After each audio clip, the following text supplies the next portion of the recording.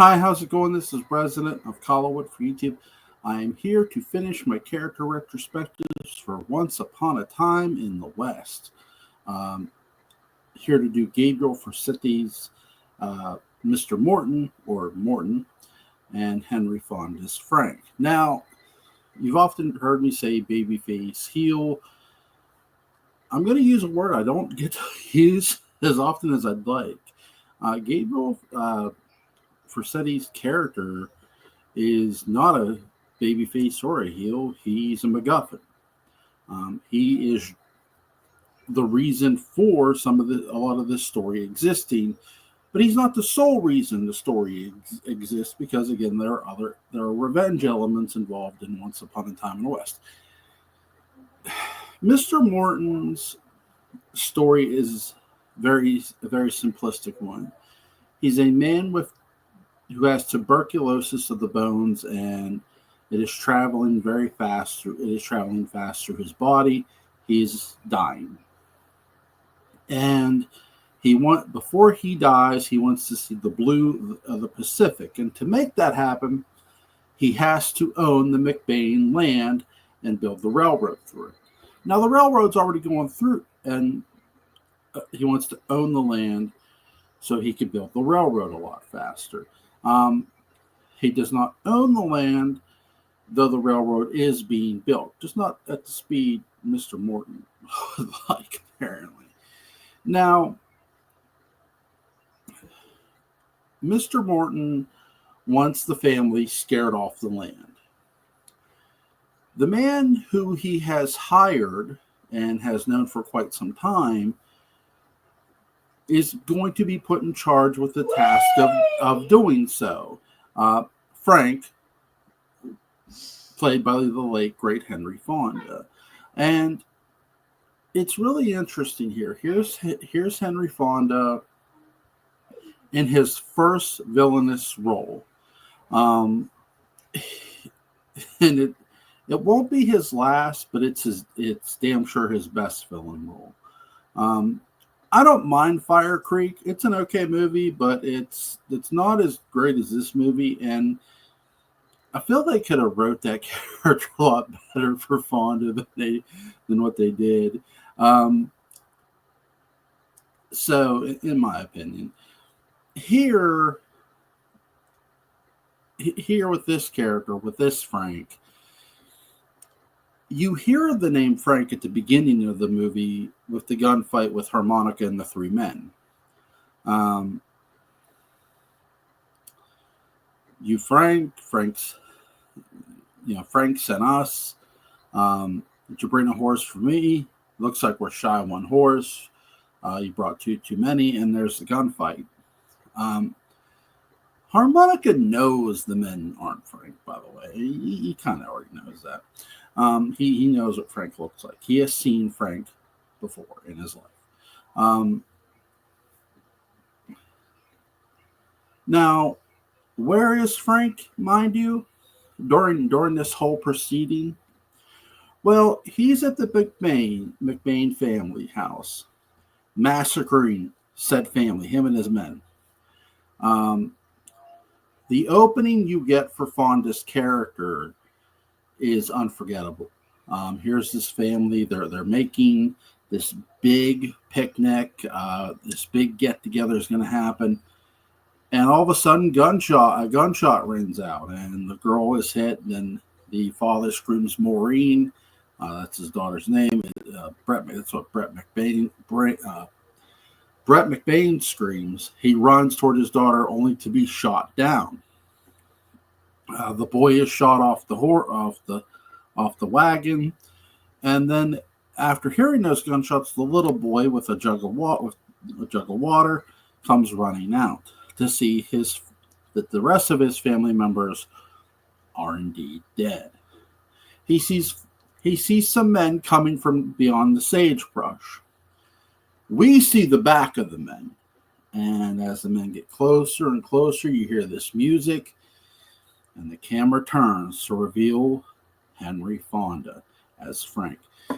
It's one of those son of a bitch moments because, look, I know I've mentioned this before, but I feel the need to mention again. I love Henry Fonda. He's my favorite actor of all time. And when I first saw this movie for the first time and saw Fonda's name in this, I'm thinking, oh, Henry's gonna be the good guy. He's gonna help Bronson's character, or somehow. No, that's not what happens. Um, it's shocking, and it's still as shocking as today as it was for me. Um, it's a great performance. I've talked about Henry here, and his Midwestern cadence really pays off. Me and Butch Rosenbaum were bringing this up for um, when we were doing My Darling Clementine with Alan and Daniel. That this is not a guy who needs to shout. He doesn't need to yell, and he often doesn't. He talks. Fonda knew how to sound scary, talking normally with that Midwestern cadence. And boy, did he sound scary here. One of his men, what are we going to do with this one, Frank? He spits. Now that you've called me by name. He pulls out the gun, cocks the hammer back, smiling at the boy, and shoots him dead. I really got to get into Morton and Frank's relationship here, because I don't recall how many times a Western got into a MacGuffin and a villain's relationship. But Once Upon a Time in the West touches upon it here enough to make you understand that Mr. Morton, for all his faults, is a businessman. And business comes first, but business really comes, but when you're sick and you have a goal, you'll do anything to make that goal happen. So when you hire a ruthless killer like Frank, things are going to get not just complicated, you're going to run into problems. And the person who's going to shoot holes in those problems is going to be him. This is a very interesting conversation that two men had. Morton, upon learning about the massacre, he says, "Congratulations.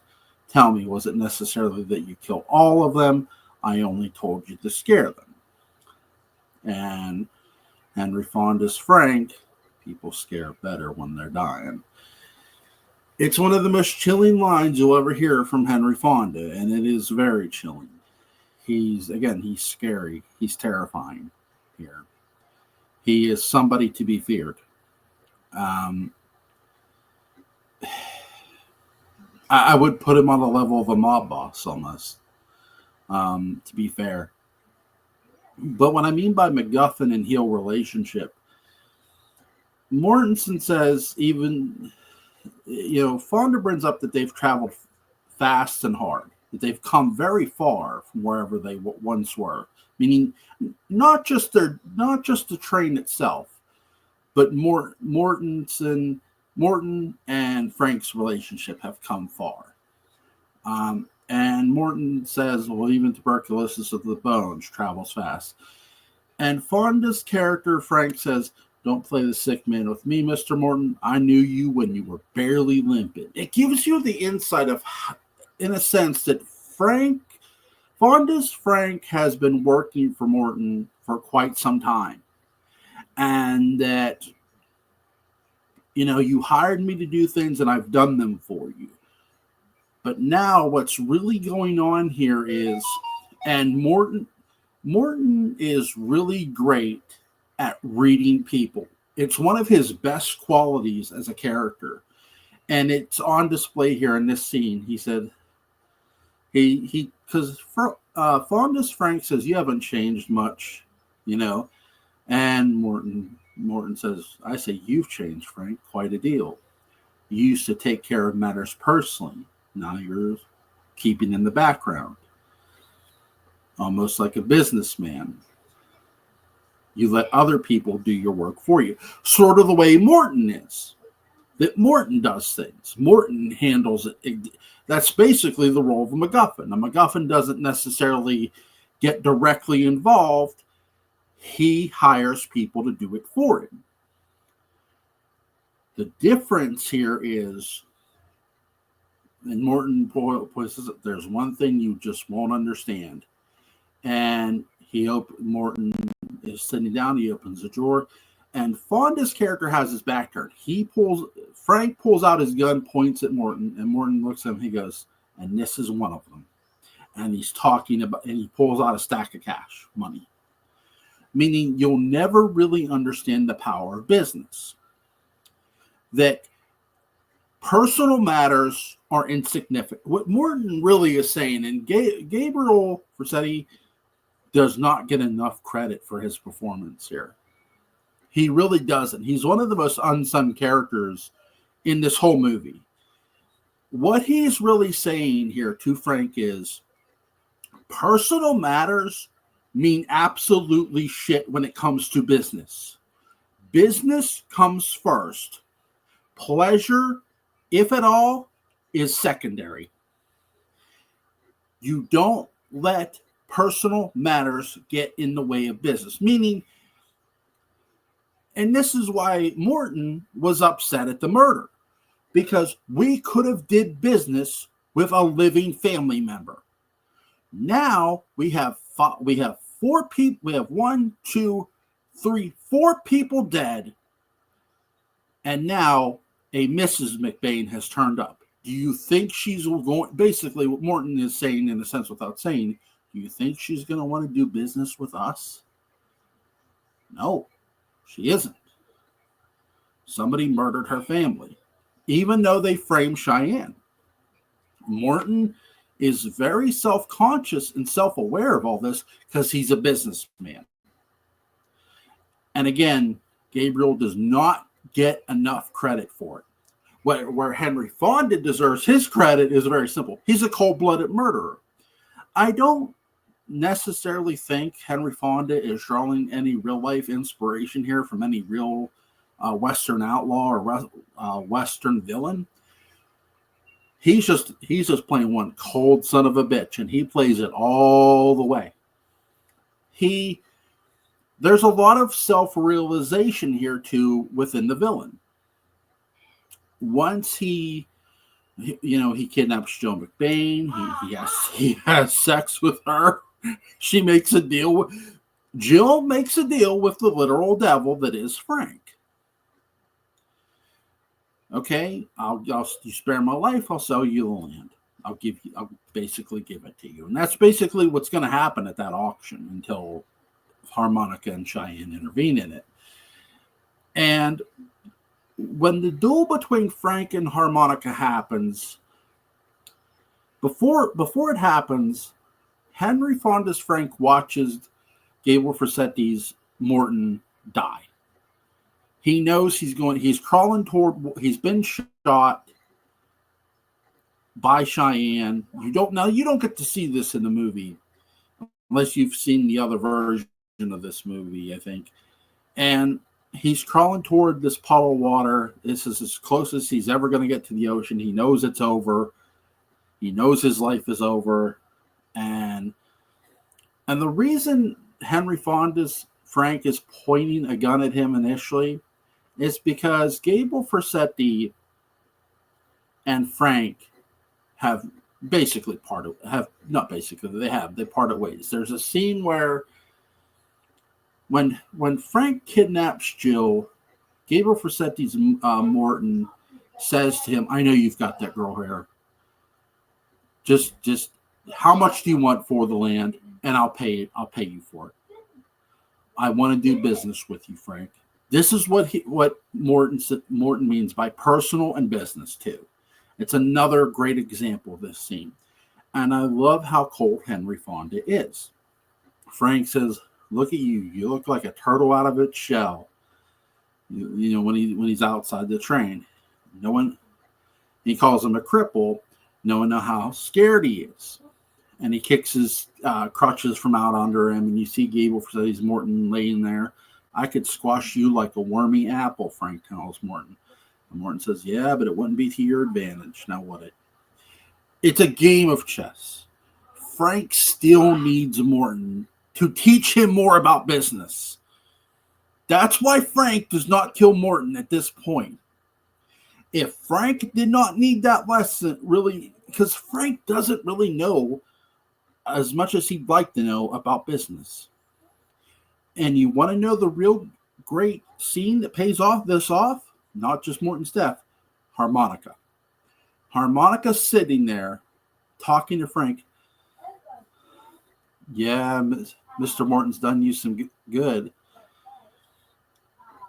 Could have did you a lot of good. You learned you're not a businessman after all. Meaning, and Frank confirms this. He goes, now I know why Morton said what he did. It wouldn't have bothered him knowing you were alive somewhere. Meaning, it's personal. It doesn't matter. It's insignificant. Business comes first. Business is what matters most and foremost. It's one of the best portrayals of a MacGuffin and a heel, and best insights of a MacGuffin and a heel. Two polar opposite directions, and why they ended up going their separate ways.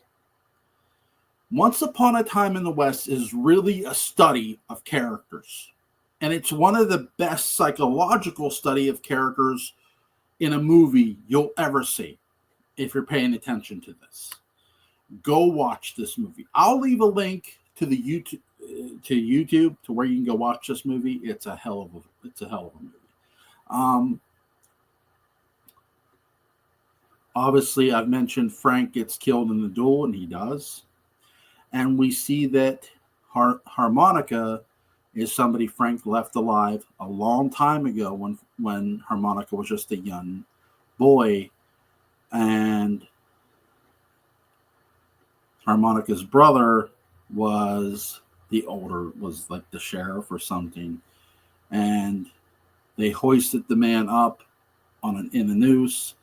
They put his neck in the noose, and they had Harmonica standing beneath him, holding him up on his shoulders. And basically, Harmonica gave way. Frank and the men that Harmonica are going to kill Harmonica's brother. And Harmonica has come at Frank for revenge. He's been looking for Frank all this time, and he gets his revenge. Again, two great characters that are really, really amazing. And again, when you really look at those two characters, you can learn a lot from who one is and who the other is, and who one isn't. Frank isn't a businessman. He is not Morton. He tries to be, but he fails in every sense.